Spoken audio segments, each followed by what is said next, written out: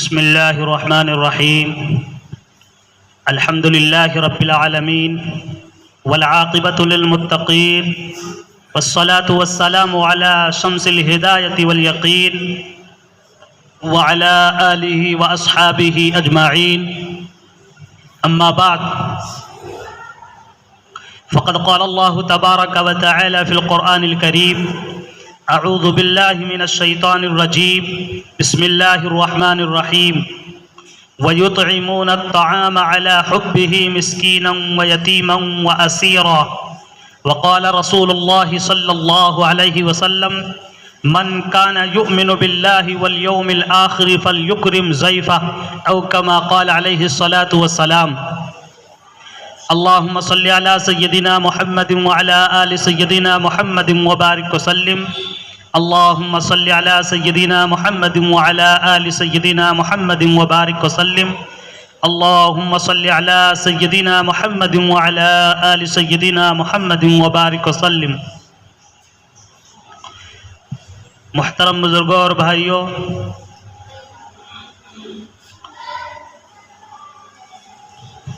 حضرت علی رضی اللہ تعالی عنہ کی پسند باقی رہ گیا تھا. حضور اکرم صلی اللہ علیہ وسلم کی پسند اور حضرت ابو بکر اور حضرت عمر، حضرت عثمان غنی رضوان اللہ تعالی علیہم اجمعین کی پسند کو بیان کیا جا چکا ہے گزشتہ جمعوں میں. صرف حضرت علی رضی اللہ تعالی عنہ باقی بچے ہیں، اور سراسر ناانصافی ہوگی کہ 3 خلیفہ کی پسند کو تو بیان کر دیا گیا اور چوتھے خلیفہ حضرت علی رضی اللہ تعالی عنہ کی پسند کو بیان کرنا چھوڑ دیا گیا. اس لیے میں ضروری سمجھتا ہوں کہ آج کے جمعے میں حضرت علی رضی اللہ تعالی عنہ کے تعلق سے بھی کچھ باتیں آ جائیں. چونکہ رمضان سے پہلے ایک جمعہ ہمیں ابھی ملنا ہے، انشاءاللہ ایک جمعہ ملے گا، تو اس جمعے میں اللہ کے جانب سے جو توفیق ملے گی کچھ باتیں رمضان کے تعلق سے اس جمعے میں باتیں آ جائیں گی. حضرت علی رضی اللہ تعالی عنہ کو کون نہیں جانتا؟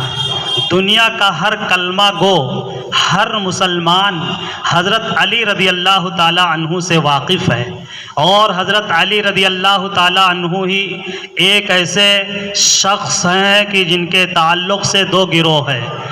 کچھ تو حضرت علی رضی اللہ تعالی عنہ کو بہت ہی زیادہ اوپر اٹھاتے ہیں، ان کے مقام کو اتنا اوپر لے جاتے ہیں کہ حضرت علی کو خدا ہی تک پہنچا دیتے ہیں. مولا علی، مشکل کشا، تمام طرح کے الفاظ، تمام طرح کی باتیں حضرت علی کی طرف منسوب کرتے ہیں.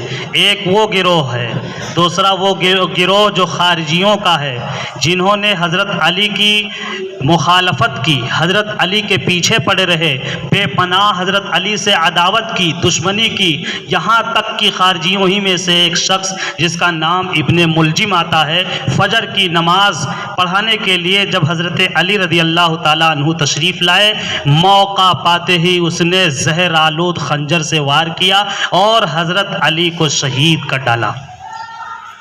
حضرت علی رضی اللہ تعالیٰ عنہ خود اپنے بارے میں فرماتے ہیں کہ میرے بارے میں 2 گروہ ہوں گے، دونوں گروہ صحیح نہیں ہوں گے، صحیح راستے پر دونوں گروہ نہیں ہوں گے. جو صحیح راستے پر میرے تعلق سے گروہ ہوگا وہ معتدل راستے پر جو چلے گا، میرے تعلق سے، میری نسبت سے، میرے بارے میں جو بیچ کا راستہ اختیار کرے گا وہی صحیح گروہ ہوگا، وہی صحیح راستے پر چلنے والا ہوگا. یہ خود حضرت علی رضی اللہ تعالی عنہ اپنے بارے میں فرماتے ہیں. حضرت علی رضی اللہ تعالی عنہ خلیفہ چہارم ہیں، چوتھے خلیفہ ہیں. حضرت علی رضی اللہ تعالی عنہ وہ جلیل القدر صحابی ہیں جن کو دنیا ہی میں اللہ کے نبی نے جنت کی بشارت دی ہے کہ حضرت علی جنتی ہیں. حضرت علی رضی اللہ تعالی عنہ وہ جلیل القدر صحابی ہیں جن کا تعلق پوری دنیا میں سب سے معزز خاندان، سب سے محترم خاندان، سب سے باعزت خاندان، مکۃ المکرمہ میں سب سے باعث شرف والا خاندان یعنی خاندان بنو ہاشم میں حضرت علی رضی اللہ تعالی عنہ پیدا ہوئے۔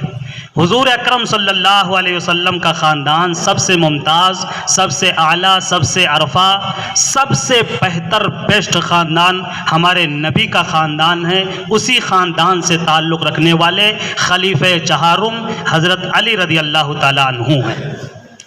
حضرت علی رضی اللہ تعالی عنہ کو یہ شرف حاصل ہے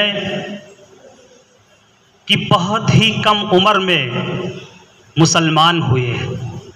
روایتوں میں، کتابوں میں لکھا ہے کہ حضور اکرم صلی اللہ علیہ وسلم نے جب اعلان نبوت کیا تو مسلمان ایمان لانے والے، مسلمان ہونے والے مردوں میں حضرت ابوبکر صدیق ہیں، عورتوں میں حضرت ختیجہ ہیں، اور غلاموں میں حضرت زید بن حارثہ ہیں، اور لڑکوں میں، بچوں میں حضرت علی رضی اللہ تعالی عنہ ہیں۔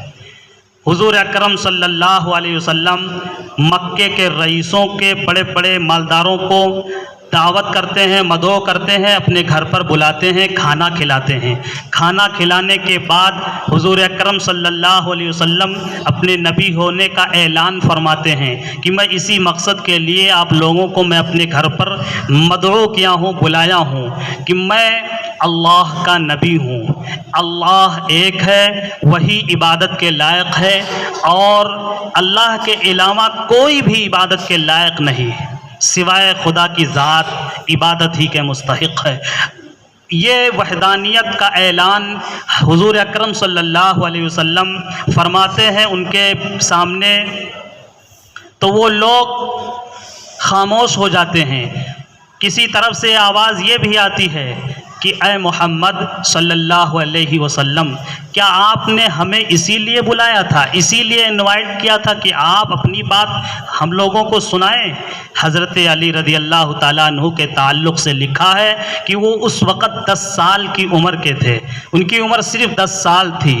حضرت علی رضی اللہ تعالیٰ عنہ اپنے جیب میں کھجور رکھے ہوئے تھے، اپنے جیب سے، جیسے بچے ہوتے ہیں بے پرواہ بے نیاز، لوگوں سے انہیں کوئی تعلق نہیں، وہ اپنے جیب سے کھجور نکال رہے تھے، کھا رہے تھے، اس کی گٹھلی کو دوسرے جیب میں رکھ رہے تھے۔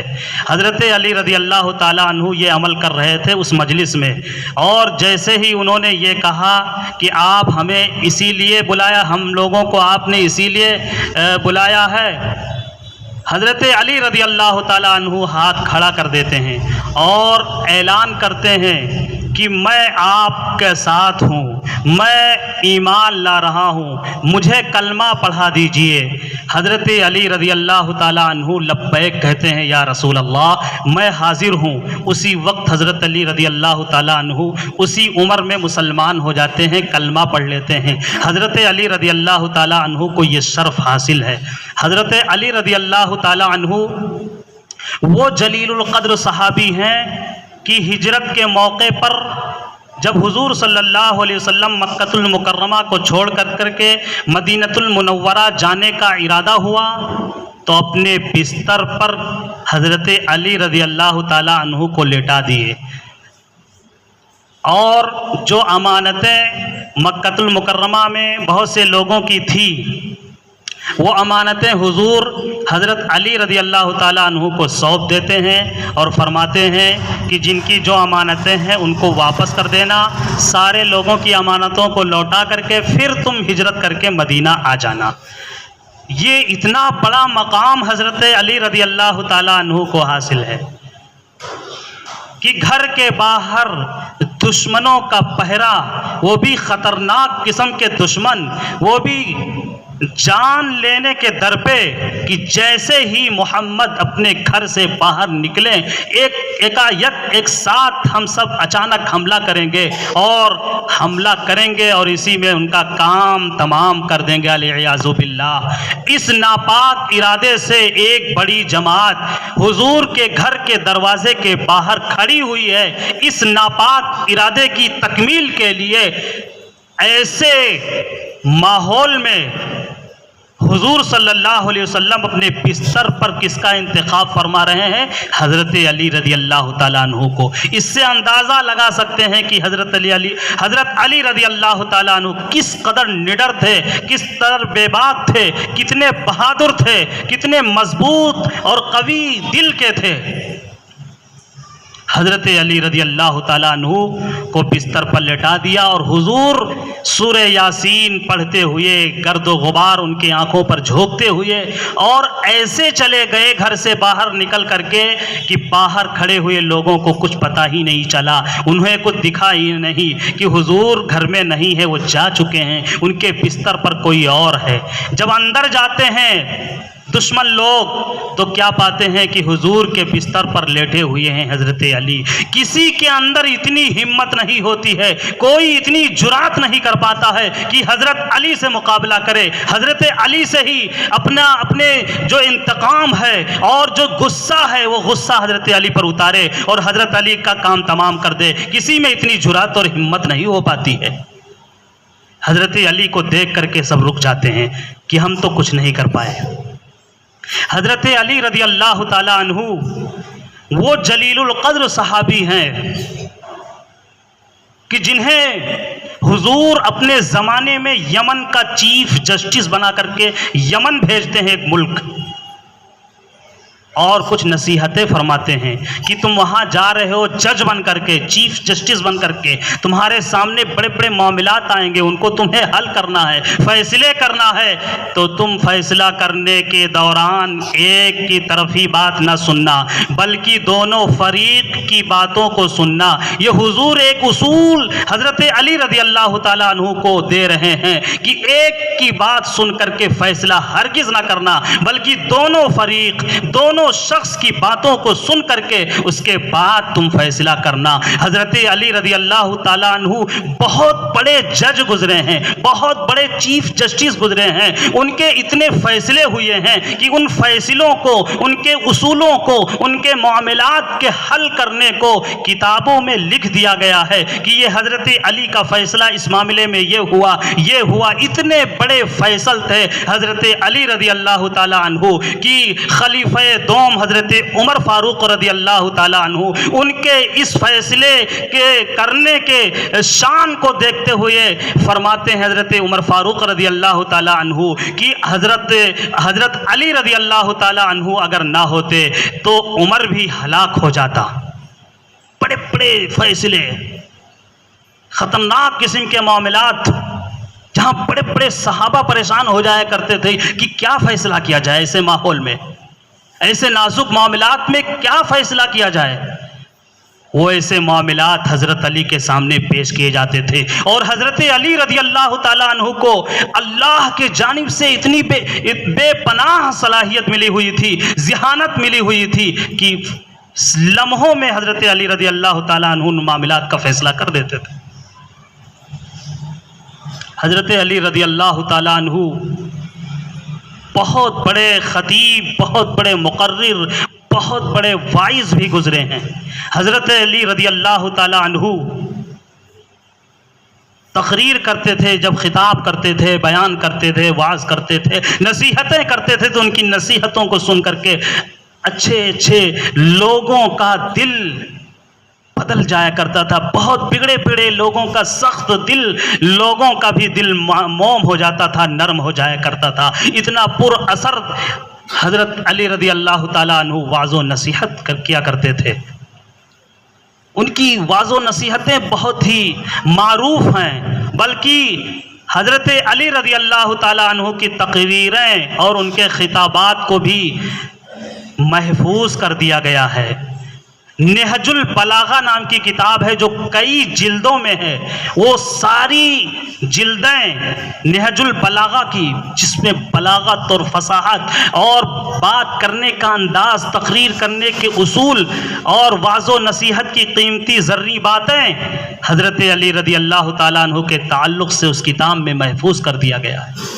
حضرت علی رضی اللہ تعالیٰ عنہ کی ان تقریروں میں سے ایک بات صرف میں نقل کرنا چاہتا ہوں۔ حضرت علی رضی اللہ تعالیٰ عنہ نے فرمایا کہ گنہگاروں کو تنہائی میں گناہ کرنے سے بچنا چاہیے، تنہائی کا گناہ اتنا خطرناک گناہ ہے کہ اس تنہائی میں گناہ کرنے والا یہ ذرا غور کر لے کہ اس تنہائی میں گواہ خدا ہی ہے اور فیصل بھی خدا ہی ہے، اللہ ہی دیکھ رہا ہے، اللہ ہی اس گناہ کا گواہ بھی ہے اور اللہ ہی فیصلہ بھی کرے گا اس گناہ کے تعلق سے۔ تو تنہائی میں گناہ کرنے والوں کو خوف کھانا چاہیے، ڈرنا چاہیے کہ ہم کوئی گناہ کر رہے ہیں تو دیکھ کون رہا ہے؟ اللہ تبارک و تعالی ہماری گناہ کو دیکھ رہے ہیں۔ حضرت علی رضی اللہ تعالیٰ عنہ فرماتے ہیں کہ میری بھی 3 پسند ہے، میری بھی 3 چاہت ہے۔ ہر ایک کی جو خواہشات پسند کی چیزیں ہوتی ہیں، ہر ایک کے معیار اور ذہن اور سوچ کے اعتبار سے کچھ مرغوب اور پسندیدہ چیزیں ہوتی ہیں۔ صحابہ کرام اپنی اپنی پسند کو بیان کرتے ہوئے نمبر آتا ہے حضرت علی رضی اللہ تعالیٰ عنہ کا، تو حضرت علی رضی اللہ تعالیٰ عنہ بھی فرماتے ہیں کہ میری بھی 3 پسند ہے، میرے بھی 3 ایسی چیزیں ہیں جسے میں بہت ہی لگاؤ رکھتا ہوں، مجھے میری بہت بڑی چاہتیں ہیں یہ 3 چیزوں میں۔ پہلی چاہت، پہلی پسند کا اظہار حضرت علی رضی اللہ تعالیٰ عنہ فرما رہے ہیں کہ میری پہلی پسند یہ ہے کہ جو محتاج ہیں اور جو مہمان ہیں ان کی ہم خدمت کریں، جو ضرورت مند ہیں ان کی ضرورتوں کو پوری کریں۔ مہمانوں کی خدمت کرنا، مہمانوں کو کھانا کھلانا، ان کی ضیافت کرنا، حضرت علی فرما رہے ہیں کہ میری یہ پہلی چاہت ہے، پہلی پسند ہے۔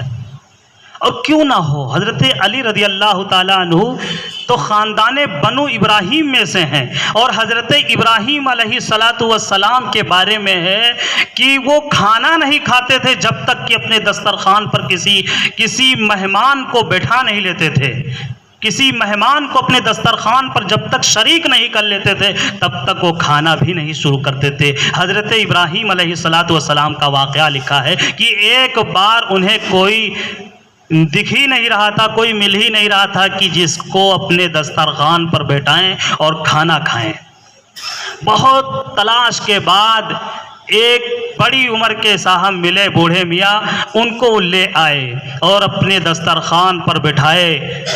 حضرت ابراہیم علیہ السلام نے کہا کہ آپ میرے ساتھ کھانا کھائیے، میرا اصول ہے کہ جب تک اپنے دسترخوان پر کسی کو نہ بیٹھا لو تب تک میں کھانا نہیں کھاتا ہوں، تو آپ مہربانی کیجئے ہمارے ساتھ کھانا کھائیے تاکہ ہم بھی کھانا کھا سکیں، اور اللہ کا نام لے کر کے شروع کیجئے۔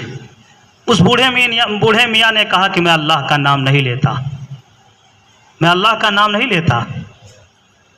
وہ مسلمان نہیں تھے، لیکن حضرت علی سمجھے کہ مسلمان ہے، لے آئے اپنے دسترخوان۔ حضرت ابراہیم علیہ السلام انہوں نے کہا کہ ہم اللہ کا نام نہیں لیتے، تو حضرت ابراہیم علیہ السلام غصے میں آ کر کے، پیغمبر بھی انسان ہی ہوتے ہیں، انہوں نے واپس بھیج دیا کہ پھر جائیے، جب اللہ کا نام آپ کو نہیں لینا ہے تو ہمارے دسترخوان پہ کیسے آپ بیٹھ کے کھانا کھا سکتے ہیں ہمارے ساتھ، جائیے آپ۔ واپس بھیج دیا۔ فوراً اللہ کے جانب سے حضرت جبرائیل علیہ السلام تشریف لائے اور اللہ کا پیغام سنائے کہ اللہ فرما رہے ہیں کہ ابراہیم اتنے سالوں تک وہ مجھے میرا نام نہیں لیا اور مجھے کبھی میرا نام نہیں لیا، میں اس کو اتنے بڑھاپے تک میں اس کو کھلاتا رہا، کبھی اس کو پھٹکارا نہیں، کبھی اس کو بھوکا نہیں مارا، پیاسا نہیں مارا۔ ابراہیم کیا ہو گیا کہ تمہارے دسترخوان پر بیٹھتے ہوئے ایک بار میرا نام نہیں لیا، تم نے کھانے سے ہٹا دیا۔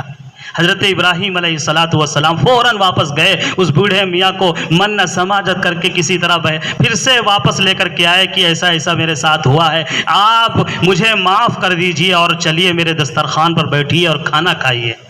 وہ حضرت ابراہیم علیہ السلام کے اس سلوک سے نہایت متاثر ہوا، بہت ہی متاثر ہوا، اور وہ مسلمان ہو گیا، کلمہ پڑھ لیا۔ حضرت ابراہیم علیہ الصلوۃ والسلام اتنے بڑے مہمان نواز تھے، انہی کی خاندان سے یعنی خاندان بنو ابراہیم ہی سے تعلق رکھنے والے حضرت علی رضی اللہ تعالیٰ عنہ تھے۔ حضرت علی رضی اللہ تعالیٰ عنہ کے اندر یہ صفت کیسے نہیں ہو سکتی تھی؟ وہ تو خانہ کعبہ کے متولی و ذمہ دار بھی تھے، انہی کے خاندان میں حضرت خانہ کعبہ کی ذمہ داری بھی رہتی تھی۔ خانہ کعبہ میں جتنے بھی لوگ عبادت کرنے والے آتے تھے، دور دراز سے آتے تھے، اسی خاندان کا شیوا تھا، اسی خاندان کا طریقہ تھا کہ اسی خاندان کے لوگ مہمان نوازی کرتے تھے، باہر سے آنے والے مہمانوں کی خدمت کرتے تھے، ان کو کھانا کھلاتے تھے۔ حضرت علی رضی اللہ تعالیٰ عنہ فرما رہے کہ میری سب سے بڑی چاہت یہ ہے کہ میں مہمانوں کا اکرام کروں، مہمانوں کو کھانا کھلاؤں۔ اور حدیث میں بھی اللہ کے رسول صلی اللہ علیہ وسلم نے فرمایا من کان یؤمن باللہ والیوم الآخر فلیکرم ضیفہ، جو شخص ایمان لاتا ہے اللہ پر اور آخرت کے دن پر، فلیکرم ضیفہ، تو اپنے مہمان کا وہ اکرام کرے۔ جس کو اللہ پر ایمان ہے، جس کو مرنے کے بعد آخرت کا یقین ہے، اس پر ایمان ہے، اس کے لیے ضروری ہے کہ وہ اپنے مہمانوں کا اکرام کرے، اپنے مہمانوں کو کھانا کھلائے۔ اور بہت ہی قرآن کی آیتوں میں اللہ تبارک و تعالیٰ نے فرمایا ہے کھانا کھلانے کے تعلق سے۔ ایک آیت کریمہ میں جو مفسرین نے بیان کیا ہے کہ یہ حضرت علی رضی اللہ تعالیٰ عنہ کے تعلق ہی سے یہ آیت ہے، وَيُطْعِمُونَ الطَّعَامَ عَلَى حُبِّهِ مِسْكِينًا وَيَتِيمًا وَأَسِيرًا۔ اللہ تبارک و تعالیٰ نے اس آیت کریمہ میں بیان فرمایا کہ کچھ لوگ ایسے ہیں جو کھانا کھلاتے ہیں، وَيُطْعِمُونَ الطَّعَامَ عَلَى حُبِّهِ، اور اس طرح سے کھانا کھلاتے ہیں کہ کھانا کی محبت اور انہیں خود کھانے کی چاہت ہے، یا اللہ کی محبت میں کھانا کھلاتے ہیں۔ کس کو؟ یتیم کو، یتیم مسکینا ویتیما واسیرا، مسکین کو بھی کھانا کھلاتے ہیں، یتیموں کو بھی کھانا کھلاتے ہیں، اور جو قیدی ہیں ان قیدیوں کو کھانا کھلاتے ہیں۔ حضرت علی رضی اللہ تعالیٰ عنہ کی پہلی چاہت کہ جو مہمان آئے، جو یتیم ہو، جو ضرورت مند ہو، ان کی ضرورت پوری کی جائے، ان کا اکرام و احترام کیا جائے، ان کو کھانا کھلایا جائے۔ اور دوسری پسند حضرت علی رضی اللہ تعالیٰ عنہ کی قتال بالسیف لکھا ہے روایتوں میں، کتابوں میں، کہ تلوار کے ذریعے سے دشمنوں سے مقابلہ کرنا۔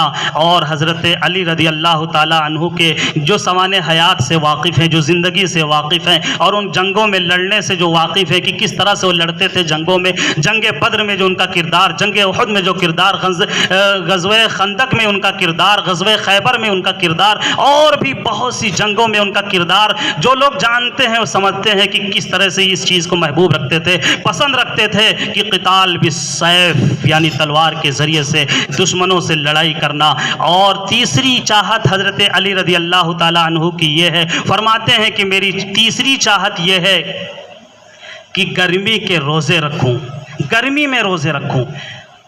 ٹھنڈی میں جو روزے ہوتے ہیں وہ روزے عام طور سے آسان ہوتے ہیں، زیادہ مشقت والے روزے نہیں ہوتے ہیں، زیادہ بھاری نہیں لگتے ہیں، تو وہ نفس کو بھی کچلنے میں بہت ہی معمولی ہوتے ہیں۔ لیکن جو گرمی کے روزے ہوتے ہیں، بڑے دن کے روزے ہوتے ہیں، مشقت والے روزے ہوتے ہیں، پیاس والے روزے ہوتے ہیں، بھوک والے روزے ہوتے ہیں، اس میں نفس کا کچلنا زیادہ ہوتا ہے۔ حضرت علی رضی اللہ تعالیٰ عنہ فرماتے ہیں کہ میری تیسری چاہت اور تیسری پسند یہ ہے کہ میں گرمی کے روزے رکھوں، کثرت کے ساتھ گرمی کے روزے رکھوں۔ حضرت علی رضی اللہ تعالیٰ عنہ صرف رمضان المبارک کے ہی مہینے نہیں رکھتے تھے، روزے رکھتے تھے، بلکہ اس کے علاوہ رمضان کے علاوہ دوسرے مہینوں میں بھی کثرت سے نفلی روزے حضرت علی رضی اللہ تعالیٰ عنہ رکھتے تھے۔ اللہ